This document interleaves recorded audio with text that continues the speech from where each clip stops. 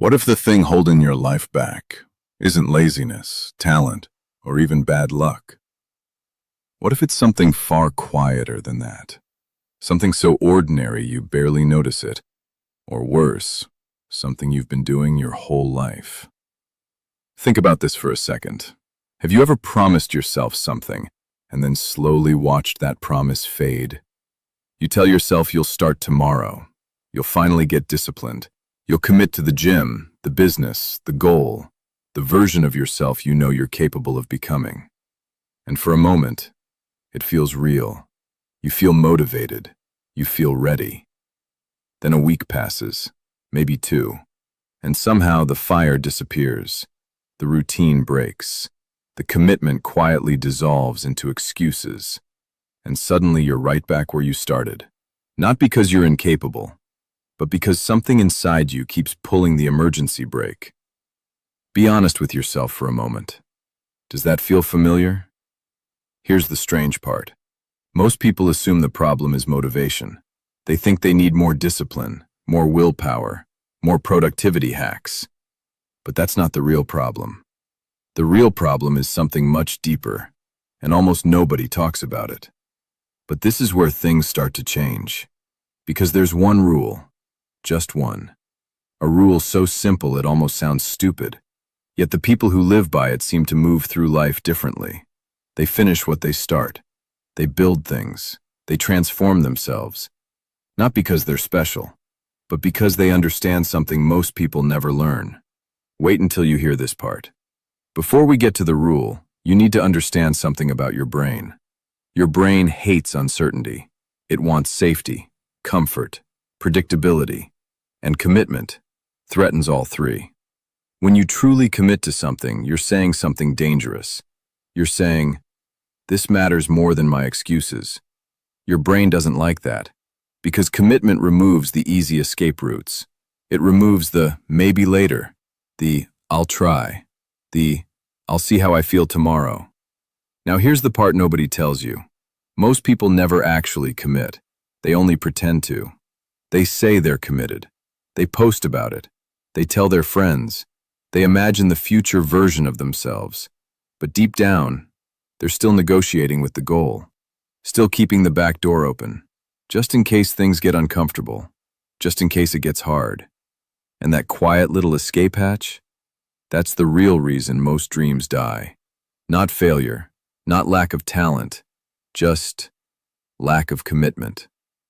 Think about the last goal you abandoned. The gym routine, the side hustle, the habit you swore would change your life. Why did it really stop? Was it truly impossible? Or did something inside you whisper, "This is harder than expected. Maybe I'll start again later"? Here's a strange question. Why do we keep doing this even when we know better? Why do intelligent, capable people sabotage their own promises? Because commitment feels like pressure, and the human mind avoids pressure whenever it can. But here's the twist. The people who succeed aren't stronger than you. They're not more motivated. They just follow one rule, and that rule changes everything. But before you hear it, you need to see something first. Imagine two versions of the same person. Same intelligence, same opportunities, same starting point. The only difference? One version treats commitment like a suggestion. The other treats it like a contract. One says, "I'll try." The other says, "I'm doing this." No negotiations, no exit plan. Now ask yourself something honestly. Which version do you think eventually builds the life they want? The answer feels obvious. But here's the uncomfortable truth. Most of us live like the first version. We keep things flexible. We stay open. We protect ourselves from disappointment. Sounds smart, right? But this is where things get real. Because flexibility in the wrong places quietly destroys progress. You drift. You delay. You wait for the perfect moment that never arrives. And years pass faster than you think. If this idea feels a little too real right now, you're not the only one noticing it. But something interesting happens the moment you understand this. A new possibility opens. Because if the problem is commitment, then the solution isn't motivation. It's a rule. A rule that forces your mind to stop negotiating with itself. And once you hear it, you might never look at your decisions the same way again. The rule is deceptively simple. So simple, in fact, that when most people hear it, they underestimate it. Here it is. If you commit to something, you remove the option to quit. Not later, not when it gets uncomfortable, not when motivation fades. You remove the option entirely. Now pause for a moment, because this is where most minds immediately push back. Wait, that sounds extreme. And what if I fail? And what if I realize it's not the right thing? That resistance you're feeling, that's exactly why this rule is powerful. Your brain is used to having escape routes, backup plans, excuses waiting quietly in the background. But when those disappear, something interesting happens. Your mind stops looking for ways out and starts looking for ways through. Think about the difference.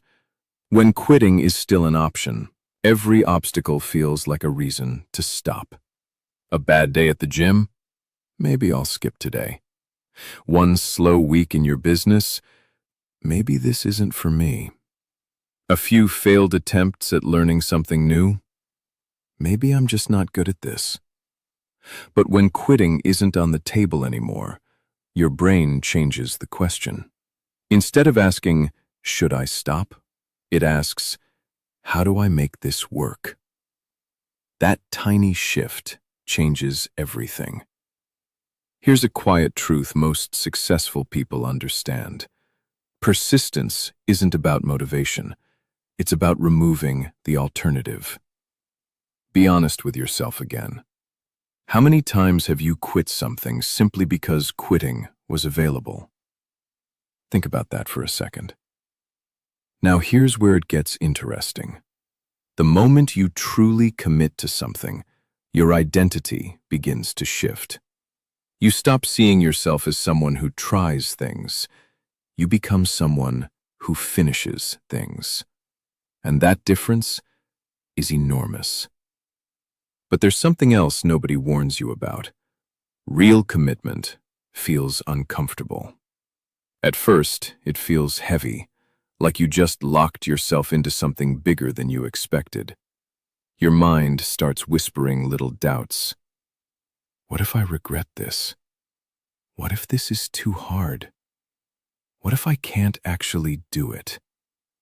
Most people hear those thoughts and immediately reopen the escape door. They say, maybe I'll keep my options open. But the people who change their lives, they sit with the discomfort. They stay. And slowly, something fascinating happens. Your brain adapts. The pressure you feared turns into focus. The uncertainty turns into clarity. And the goal that once felt overwhelming becomes normal. But this next part is where everything flips. Because commitment isn't just about finishing tasks. It's about who you become while doing them. Think about it. When someone commits to waking up early every day, they don't just wake up earlier. They become someone who honors their own word. When someone commits to building a business, they don't just make money. They become someone who solves problems and creates value. When someone commits to their growth, they don't just improve. They transform their identity. And identity is the real game changer. Here's a strange observation. The people you admire most probably aren't the most talented, but they are often the most committed. They decided something mattered, and then they refused to negotiate with that decision. Let me ask you something quietly. Right now, what's one thing in your life you keep almost committing to?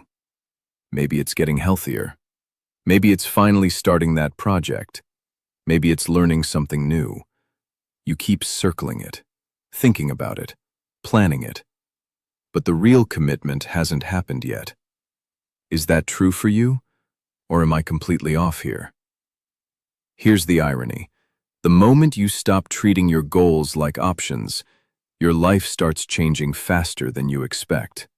Because clarity creates momentum, and momentum creates confidence. But there's still one obstacle left, and it's the reason most people never fully apply this rule. Fear. Not fear of failure, but fear of being trapped. Fear that commitment might limit your freedom. But the truth? The opposite is true. And once you see why, commitment stops feeling like pressure. It starts feeling like power. Let's talk about the fear nobody likes to admit. The fear that commitment will take your freedom away. It sounds logical at first. If you commit to one path, aren't you closing the door on other possibilities? If you commit to a goal, aren't you locking yourself into something that might fail? Your brain loves to ask these questions, and honestly, they're fair questions. But here's where things get interesting, because the opposite of commitment isn't freedom, it's drifting. And drifting looks harmless in the beginning. You stay flexible, you keep your options open, you wait for the perfect opportunity. But something strange happens when you live this way for too long. Nothing really moves. You circle the same ideas, the same plans, the same dreams you've been thinking about for years. And slowly, something even more dangerous appears. Regret. Not loud regret, quiet regret. The kind that shows up when you see someone else living the life you once imagined for yourself. And a thought crosses your mind. I could have done that too, if I had started. Be honest. Have you ever felt that before? Because if you have, you're not alone. Most people experience that moment at least once. The realization that the biggest cost in life isn't failure, it's hesitation. Now here's the twist. The people who seem the most free in life are often the most committed. Think about the athlete who trains every single day, the artist who spends years perfecting their craft, the entrepreneur who refuses to quit even when the path gets messy. From the outside, it might look like they sacrificed their freedom, but in reality, they gained something far more valuable. Mastery, purpose, direction. And those things create a deeper kind of freedom. The freedom to wake up knowing exactly why you're doing what you're doing. The freedom of progress. The freedom of momentum. But here's where it gets real. Commitment doesn't remove difficulty. In fact, it guarantees difficulty. There will be boring days, frustrating days, days where nothing seems to work. Days where quitting feels incredibly tempting. That's the part most people underestimate, because commitment doesn't eliminate struggle. It eliminates indecision. And indecision is far more exhausting than effort. Think about it. How much mental energy do people waste wondering if they should keep going? Should they change plans? Should they quit? Should they start something new? That constant negotiation drains more energy than the work itself. But when you commit fully, that noise disappears. The decision is already made. Your only job is to continue. And strangely enough, that simplicity feels liberating. Now here's something most people won't admit out loud. Deep down, we admire people who commit. Not because their path is easy, but because their certainty is powerful. They don't constantly question themselves. They move forward, step by step. And eventually, the world starts responding to that certainty. Opportunities appear, skills improve, confidence grows. Not overnight, but steadily. And this leads to the final realization behind the commitment rule. Because commitment doesn't just change your actions, it changes the way life responds to you. But before that clicks completely, there's one last piece most people overlook. A small shift that turns commitment from a burden into a source of strength. And once you see it, you'll understand why the people who commit deeply often end up building extraordinary lives. There is one final truth about commitment that changes everything. Commitment is not a prison. It's a filter. A filter that removes the noise from your life.